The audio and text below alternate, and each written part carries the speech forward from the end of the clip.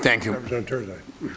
Chairman, we would urge an affirmative vote of proposed final plan number 1. The House Republican Caucus, along with our colleagues from each of the other caucuses, has been committed to a fair, open, and legal reapportionment process. We have, in good faith, worked with the other members of the Commission and their respective staff members to address our constitutional duty to reapportion the Commonwealth. As noted by the Pennsylvania Supreme Court, the controlling consideration in the apportionment of legislative seats is substantial equality of population, that is, districts, quote, as nearly equal in population as practicable, end quote. The other requirements found in Article 2, Section 16 of Pennsylvania's Constitution are that legislative districts must be composed of compact and contiguous territory and should not split municipalities unless absolutely necessary.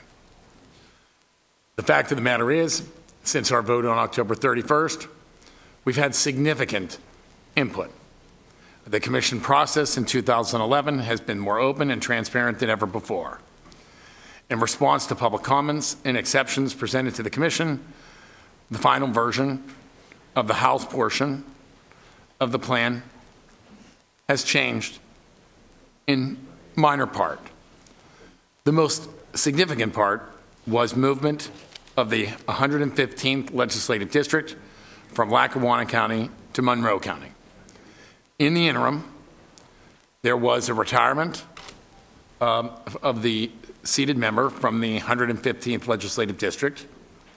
And in addition, we had testimony from those in Monroe County that they had a preference to have 3 House members and not the original 5.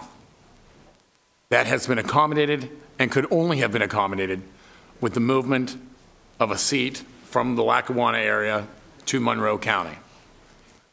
There had been a growth of about 30,000 people in Monroe, and that growth was accommodated by this move. In addition, there was a creation of a majority-minority seat with respect to the Hispanic population in 127th district. Under the preliminary map, that was certainly an opportunity district, but it is clear that it is a majority-minority seat under the Voting Rights Act. Finally, there's a further reduction in split municipalities. In 2001, there was 121. In the preliminary, there was 110. And in this final version, there is 108. The population deviation in the House reapportionment plan since 1971 have ranged under 6%.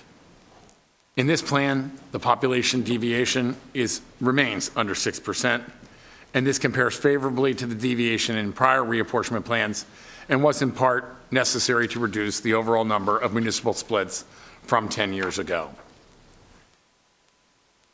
The Commonwealth has experienced a population growth of 3.43% since that time. There has been a significant shift of the population center to the east. As we all know, the number of municipalities is 2,574. This growth and shift has completely reconfigured the population of municipalities across the Commonwealth. Despite all of these changes, as well as the continuing requirement to comply with the Federal Voting Rights Act and other constitutional and statutory provisions, this plan contains 13 less municipal splits than the 2001 effort. This is less than 4.2% of municipalities. It's actually 4.196%, as compared to 4.71% in 2001. The ideal House district is to seat 62,573 people. With respect to the Voting Rights Act, it is clear that with respect to the majority-minority seats, there are 3 Hispanic majority-minority districts, 2 in Philadelphia, 1 in the Reading area, and there is a significant Hispanic opportunity seat in the Allentown area. And that is an important step in the right direction and is required by the Voting Rights Act.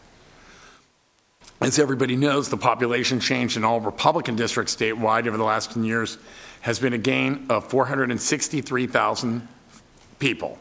The population change in all Democratic districts statewide has been a loss of 46,579.